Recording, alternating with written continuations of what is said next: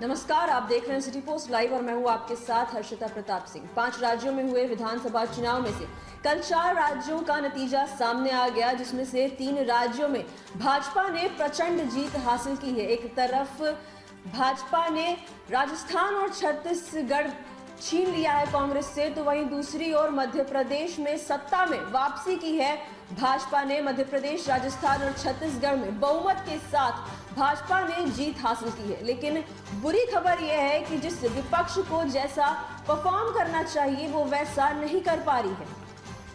मध्य प्रदेश में अगर वास्तव में एनडीए इक्नमेंसी यानी सत्ता विरोधी लहर रही होगी, तो वहीं पर मंत्रियों और सांसदों को चुनाव में उतारकर भाजपा ने एक असेंबली इलेक्शन को नेशनल लेवल का चुनाव बना दिया। भाजपा राज्य के चुनाव में थोड़ा उबाल और थोड़ा एक्साइटमेंट लेकर आई। यही वजह है कि भाजपा की जीत मध्य प्रदेश में ऐतिहासिक जीत है।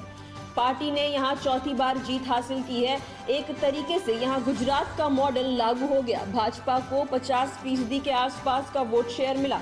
यह किसी भी चुनाव में आगे की चीजों को समझने के लिए अपने आप में बहुत बड़ा परिवर्तन है। छत्तीसगढ़, जिसके बारे में हम मान कर बैठे थे कि यहां भूपेश बघेल सत्ता बचा लेंगे, यहां भाजपा ने देर से काम शुरू किया। यहां शायद करप्शन के मुद्दे के कारण कांग्रेस को नुकसान हुआ। राज्य में भाजपा का अटैक लगातार साम दाम दंड भेद के तौर पर बना रहा। छत्तीसगढ़ की हार कांग्रेस के लिए बहुत बुरी खबर है। राजस्थान को हम किन कॉन्टेक्स्ट कहते हैं, लेकिन यहाँ पर अशोक गहलोत ने स्कीम के बारे में एक कहानी खड़ी करने की कोशिश की। कांग्रेस ने समझा कि लाभार्थी योजनाओं को हम भी प्लेबुक बना लेते हैं। कांग्रेस अलग अलग राज्यों में लाभार्थी के नाम पर, फ्रीबीज के नाम पर बड़ी स्कीमें ला रही है। बेशक कर्नाटक में यह रणनीति चली, मगर ये हर राज्य में चले ये जरूरी नहीं। हिंदी हार्टलैंड में कांग्रेस की गारंटियां नहीं चली, इसके कई कारण हैं।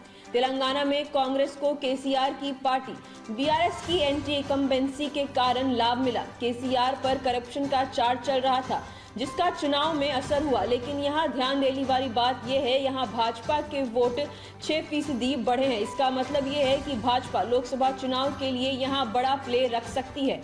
इन चुनावों में कांग्रेस की हार के कई कारण हैं, लेकिन सबसे बड़ी गलती थी मोदी के प्लेबुक को कॉपी करना। आप मोदी के प्लेबुक को कॉपी करने की कोशिश तो कर रहे हैं, लेकिन जनता और कार्यकर्ता की राजनीति के बजाय सोशल मीडिया के इको चेंबर में ही इसे फोकस रखकर अपनी बड़ी उपलब्धि समझ रहे हैं। कांग्रेस की रणनीति की ये बड़ी नाकामी है। इसे एग्जामिन करने में कांग्रेस कितनी ईमानदारी रहेगी, ये आगे सामने आएगा। कांग्रेस की हार का एक और सबसे बड़ा पैमाने पर इंडिया अलायंस पर पड़ेगा। इस विपक्षी गठबंधन में कांग्रेस अब कमजोर स्थिति में पहुंच गई है। पूरे हिंदी हार्टलैंड में कांग्रेस पार्टी भाजपा से अब पिछड़ गई है। जहां भाजपा को नीचे लाने के लिए कांग्रेस का उभरना जरूरी है, वहां कांग्रेस नॉन परफॉर्मिंग रही है। जहां कांग्रेस परफॉर्म कर रही है, वहां भाजपा मुकाबले में है ही नहीं। साउथ में कांग्रेस का गेम जरूर है, लेकिन इंडिया अलायंस जो वर्क इन प्रोग्रेस में था, अब उसमें नई चुनौतियां आ जाएंगी। इस चुनाव का मैसेज बड़ा स्पष्ट है। 2024 के लिए भाजपा की ताकत और मजबूत हुई है, उसे रोकना और बड़ा मुश्किल है। जो लोग लोकतंत्र में विश्वास करते हैं, उनकी बड़ी आशा थी कि कुछ राज्यों में भाजपा को आप चुनौती दे दे, वहां दम के कम विपक्ष की सरकारें रहें। ऐसे में देश के लोकतंत्र में एक बैलेंस बना रहेगा। लोकतंत्र के लिए बुरी खबर यह है कि जिस विपक्ष को परफॉर्म करना चाहिए वो ऐसा नहीं कर पा रहा। इन चुनावों से बुरी बात यह है कि विपक्ष दरअसल लोकतंत्र के लिए कमजोर और फेल हो रहा है। भाजपा लगातार अपना गेम बढ़ाए जा रही है। चुनावों को जिस तरह से मीडिया कवर करता है, ओपिनियन पोल सामने आता है, उसमें ध्यान देने वाली बात यह है कि हम इस ओपिनियन को और नैरेटिव को भाजपा हर बार गलत साबित करती है। ये कोई खुश होने वाली बात नहीं है। भाजपा के समर्थक भाजपा को बधाई दे सकते हैं, लेकिन इसमें चिंता की बात है कि विपक्ष खत्म हो रहा है। इन चुनावों में 2024 का रास्ता साफ है, लेकिन जाहिर तौर पर 2024 का लोकसभा चुनाव बोरिंग होने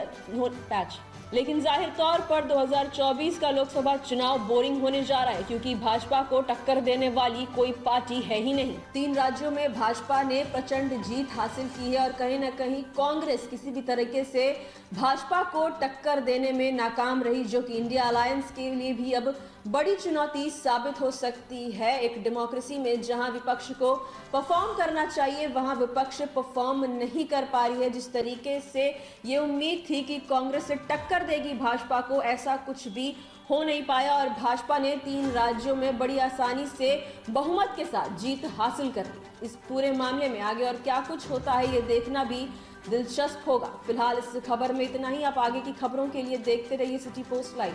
इस वीडियो को लाइक करें, शेयर करें और चैनल को सब्सक्राइब करना ना भूलें। धन्यवाद।